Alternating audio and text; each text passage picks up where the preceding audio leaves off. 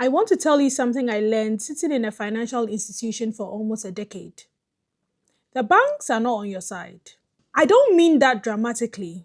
This is structurally and literally. The rates are set, the products are made, and the accounts are designed. These accounts are optimized for the institution and not for you.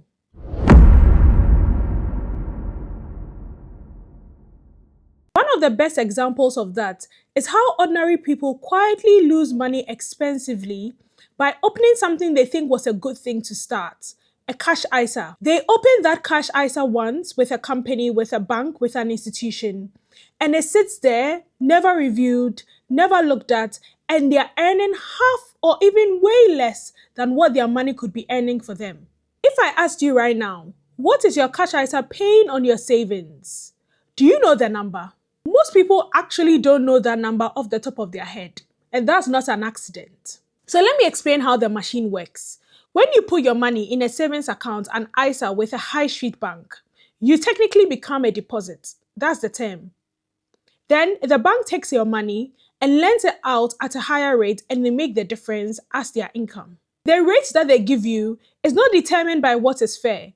It is pretty much saying, this is the amount that I can give you that prevents you from leaving. And because most people never check, that number can be very low. It maybe could have started off higher, but they can gradually arrange it in a way that the amount that they pay you keeps getting lower without you noticing because you were attracted by the headline number.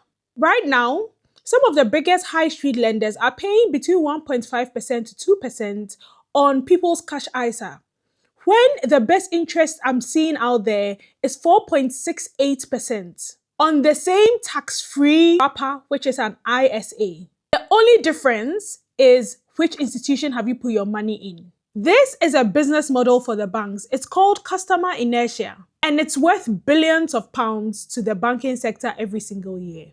The good news is, this is one of the fixable problems in personal finance, and it takes just about 10 minutes, and that is what this video is all about. Before I go on, check your bank account and drop in the comments right now what your current ISA is paying you and which provider you're using. And let's see who's having the highest rate so that others can benefit from it as well. Let me give you a very simple explanation of a cash ISA that you will ever need. It's simple. It is a savings account. But it is a savings account that HMRC can never tax. See, in the UK, if you save money and earn interest on it, you are supposed to pay tax on that interest. Depending on whether you are a higher taxpayer or a basic taxpayer, the amount you are allowed to earn on your interest before you pay tax on it differs.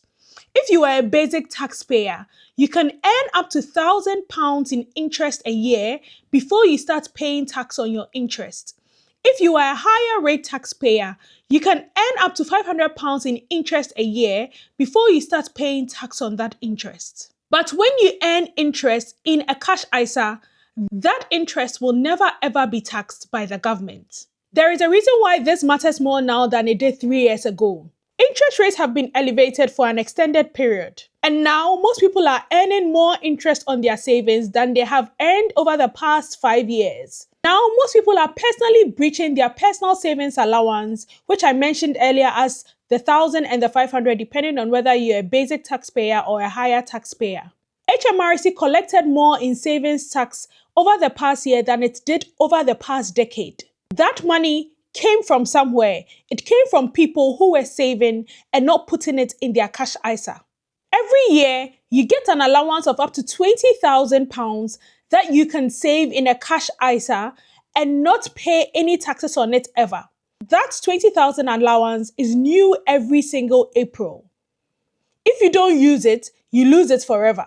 This current tax year ends midnight 5th April 2026. So if you haven't used up your cash ISA allowance by that time, you're going to lose that allowance for this year, and we will start a new year where you get another £20,000 allowance to be able to shelter yourself from paying taxes on interest that you will earn on that money in your savings account. Now, there's going to be a change on the allowance on your cash ISA from 2027, which was announced by the Chancellor in November 2025. From April 2027, which is pretty much now a year away, if you are under 65 years old, Your cash ISA allowance is now being cut from £20,000 to £12,000 per year.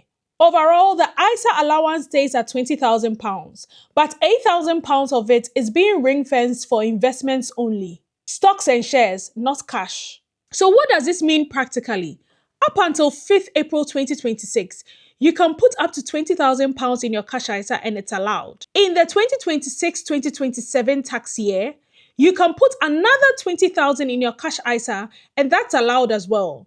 But from 2027-2028 tax year, you are only allowed to put up to £12,000 in your cash ISA if you are under 65 years of age. Now, let me show you what the gap or difference between an ISA that is paying you less than the highest paying ISA and an ISA that is paying you the highest that we've seen, what that means for your money and how much money you could be losing just because you haven't used 10 minutes to switch ISAs from one provider to another. If you had £10,000 in an ISA and your ISA is giving you 1.5% because that's a high street bank, for instance, and the UK average is giving you 3%. So after the 5 years, what you would have lost by keeping your money in a high street bank is about £1,000 that you didn't have to work for. This is money you would have earned with no extra income, no extra savings, no extra risk, just borrowing interest rates on the money you've put in your bank, just that you have put it in the wrong bank. Let's scale that up to the £20,000 full allowance and you would have lost about £2,000 that you could have gotten quite easily with no extra work being done. Now I want to address the thing that stops most people from actually doing this work, which is doing the transfer and getting it wrong and losing your ISA allowance. So here is one rule I'm going to give you. And if you follow this rule, you will never get it wrong. The rule is never withdraw money manually or yourself from any ISA if you are looking to transfer it to any other ISA provider. Never do that. The moment you take money out of your ISA allowance by withdrawing it, even with the intention of going to put it in another ISA by depositing it, you lose your cash ISA allowance by doing that withdrawal yourself. What you do instead is called a formal cash ISA transfer. This is how it works. Step 1, find a cash ISA that is giving you the best rates that you want to move to and find out on their website whether they allow cash ISA transfers. This should be somewhere on their website, which is very easy to find. So you would know whether moving your cash ISA is allowed. Step 2, apply for a new account with that cash ISA provider. You probably need to open the account and all that. But before you put in any money, you need to find the button on there to transfer an old ISA into this new ISA that you've opened. With this, you will be asked to fill in the old or existing ISA provider's details and you can fill it in and the process kicks off from there. Step 3, the new ISA provider contacts your old ISA provider and works in the background to transfer your ISA from your existing provider to the new provider that you are talking to now. You never touch any money, you never withdraw any money, you never deposit any money. Step 4, do not close the old cash ISA. When the transfer is complete, it closes automatically and you don't have any responsibility to close that existing cash ISA where your money was transferred to the new cash ISA. If you decide to close that existing ISA yourself, you may risk triggering a withdrawal which will count against your ISA allowance. By law, cash ISA transfers should happen within 15 working days. If after 15 working days your ISA transfer is not complete, you can reach out to your new ISA provider and find out what the delay is, and they are obliged to fix it. These are the 4 things to check before you open any cash ISA. 1. FSCS Protection of up to £120,000 per institution. This means that the FSCS will protect up to £120,000 of money that you have available with a particular institution. 2. Are transfers accepted if you are moving old or existing ISAs into this new ISA? 3. Withdrawal limits. So for some cash ISAs, they have withdrawal limits in a year. Sometimes they could say you can't withdraw more than 4 times in a year, or you can't withdraw more than once in a year. You need to be aware of the withdrawal limit. because that could be the reason why the rate looks higher than the other providers. What you actually want is unlimited withdrawal so that if you have need of that money, you can get it out. And if they are a flexible ISA, it's even better because you can put the money back when you have it and you will not have double counted your ISA allowance for the year. The last thing I'll check is the bonus expiry for that particular cash ISA. I want to end with this. When I worked in finance for almost a decade, one thing that struck me was how the complexities of the system in banking is not accidental. Financial products are not complicated because the banking system or money is complicated.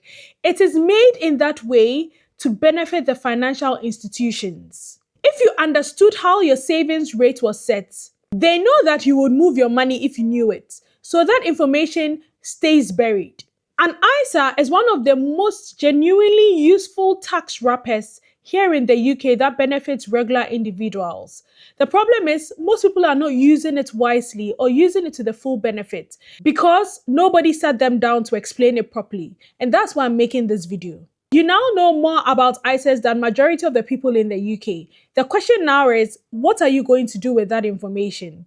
You have until 5th of April, which is this Sunday, 2026, to take full advantage of your 20,000 cash ISA allowance or stocks and shares allowance if you are investing. The time to make any move is now. If you found this video helpful, share it. Not for me, but because there's somebody in your life right now who has their money sitting in a savings account earning 1.5% and probably not even in a cash ISA, so having to pay taxes on the interest they are earning as well. That message you send them today by sharing this video could be worth hundreds of pounds for them. Subscribe for more content from me, and if you enjoyed this video, give me a thumbs up. It's been Abigail. Catch you later.